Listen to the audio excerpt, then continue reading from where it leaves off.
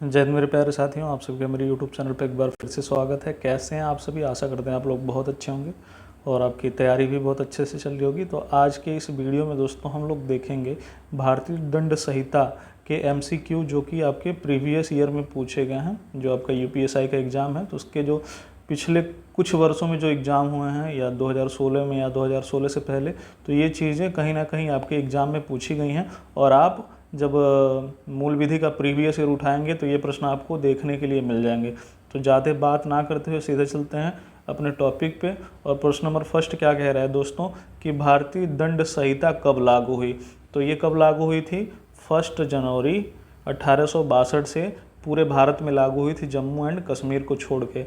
मैंने पहले भी आपको बताया था कि जब जम्मू एंड कश्मीर से 370 हटा है तो 31 अक्टूबर 2019 से ये पूरे भारत में लागू हुआ है। और ये ब्रिटिश संसद में पेश कब की गई थी दोस्तों? 6 अक्टूबर 1860 को ये ब्रिटिश संसद में पेश की गई थी। इसके बाद हम चलते हैं अगले प्रश्न पे। और अगला प्रश्न भी बहुत मज़ेदार, बहुत शानदार और बहुत ही इंटरेस्टिंग है, तो इसको हम देखते हैं। तो प्रश्न नंबर 2 क्या है दोस्तों? प्रश्न नंबर 2 है कि भारतीय दंड संहिता 1860 की धारा 1 संबंधित है। तो किससे ये संबंधित है दोस्तों? पहला क्या है ऑप्शन? अपराध की परिभाषा से। दूसरा क्या है ऑप्शन? संहिता के नाम और उसके प्रवर्तक के विस्तार से। तो जो ऑप्शन नंबर सेकेंड है यही है दोस्तों, क्या? प्रवर्तक के विस्तार से। जब मैं आप लोगों को IPC का पार्ट फर्स्ट बता रहा था तो उसमें धारा फर्स्ट क्या थी कि संहिता के नाम और उसके प्रवर्तक के विस्तार से। इसके बाद हम लोग चलेंगे प्रश्न नंबर 3 पे और प्रश्न नंबर 3 को समझने की कोशिश करेंगे। तो ये जो प्रश्न है दोस्तों ये मोस्ट इम्पॉर्टेंट प्रश्न है और ये बार बार एग्जाम में पूछा जाता है और बहुत सारे बच्चे कंफ्यूज होते रहते हैं और ये डाटा चेंज भी होता रहता है, तो आपको इसको ध्यान से देखना है। तो ये जो हमारा प्रश्न नंबर 3 है ये क्या है दोस्तों को भारतीय दंड संहिता का समुद्र में क्षेत्राधिकार कहाँ तक फैला हुआ है? ये थोड़ा सा टाइपिंग एरर हो गया है तो इसको आप लोग अवॉइड करेंगे। तो कहाँ तक फैला हुआ है दोस्तों? मैंने पहले भी बताया था कि 12 समुद्री मील तक ये जो भारतीय दंड संहिता का समुद्र में क्षेत्र है ये कहाँ तक है? 12 समुद्री मील तक। यानी कि 12 समुद्री मील समुद्र से के किनारे से 12 समुद्री मील तक ये जितने भी अपने परीक्षण होते हैं या मिसाइल परीक्षण या और भी परीक्षण या इतने 12 समुद्री मील तक की सीमा के अंदर जितने भी मतलब बाहर से पोत वगैरह आने वाले हैं तो उनसे ये कर वगैरह वसूल सकते हैं भारत के शासन में जो भी लोग हैं। इसके बाद हम चलते हैं प्रश्न नंबर 4 पे और प्रश्न नंबर 4 को हम लोग समझने की कोशिश करेंगे। तो क्या है प्रश्न नंबर 4 दोस्तों? मेंसरिया से तात्पर्य है। मेंसरिया का मतलब क्या होता है? मनो, मतलब मनन करना। तो मैंने आप लोगों को बताया था कि अपराध के कितने तत्व होते हैं? 4 तत्व। पहला होता है मानव, दूसरा होता है आपराधिक मन स्थिति या दुराशय, और तीसरा क्या होता है? आपराधिक कृत्य तथा ऐसे आपराधिक कृत्य से मानव अथवा समाज को क्षति, और चौथा क्या होता है? नहीं, ये चौथा यही था। तो ये जो मेंसरिया का तात्पर्य किससे है? दुराशय। यानी कि जब आप अपराध करने जाते हैं तो सबसे पहले क्या करते हैं? अपराध करने के बारे में सोचते हैं, तो इसी को क्या कहते हैं? दुराशय। तो ये प्रश्न नंबर 4 का ऑप्शन डी करेक्ट है। इसके बाद हम चलेंगे प्रश्न नंबर 5 पे और इसको समझने की कोशिश करेंगे। तो ये क्या कह रहा है दोस्तों कि इनमें से अपराध के मूलभूत तत्व हैं। क्या कह रहा है प्रश्न नंबर 5? इनमें से कौन से अपराध के मूलभूत तत्व हैं? तो पहला ऑप्शन क्या है? इंसान द्वारा किए गए, और इसके बाद सेकंड ऑप्शन क्या है? आपराधिक इरादा, और उसके बाद थर्ड क्या है? कोई अवैध कार्य या चूक। उसके बाद जो आखिरी वाला है क्या है? किसी अन्य व्यक्ति के शरीर, मन, प्रतिष्ठा या संपत्ति को चोट पहुंचाना। तो ये जो चारों ऑप्शन है दोस्तों जो आप देख पा रहे हैं ये पी से लेके यस तक के ये सभी क्या हैं? अपराध के मूलभूत तत्व हैं। तो इसको भी आप लोग अच्छे से याद करिएगा।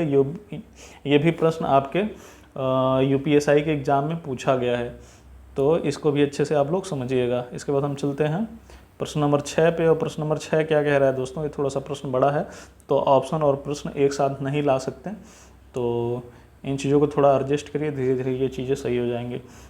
तो प्रश्न नंबर 6 क्या है दोस्तों कि भारतीय दंड संहिता 1860 में लॉर्ड मैकाले द्वारा प्रारूपित संहिता का संशोधन संस्करण है। इनमें से किन देशों की दंड संहिता उसी प्रारूप पर आधारित है? मतलब जो भारत में दंड संहिता लागू होती है उसी तरह की दंड संहिता और किन देशों में लागू होती है? तो आइए चलते हैं ऑप्शन पे।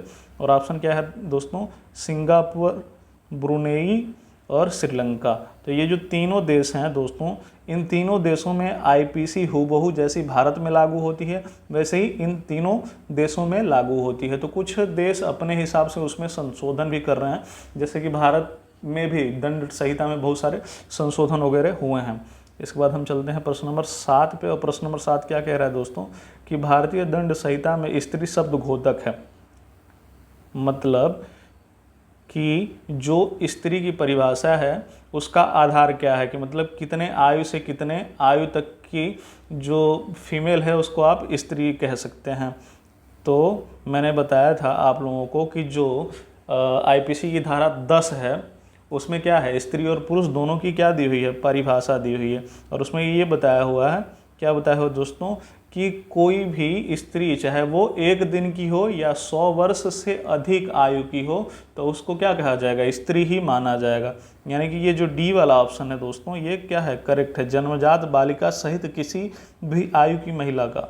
इसके बाद हम लोग चलेंगे प्रश्न नंबर 8 पे और इसको समझने की कोशिश करेंगे। ये भी बहुत मज़ेदार प्रश्न है और ये भी आपके परीक्षा में दोस्तों पूछा हुआ प्रश्न है, तो बिल्कुल भी घबराना नहीं है, आराम आराम से इन चीज़ों को समझना है।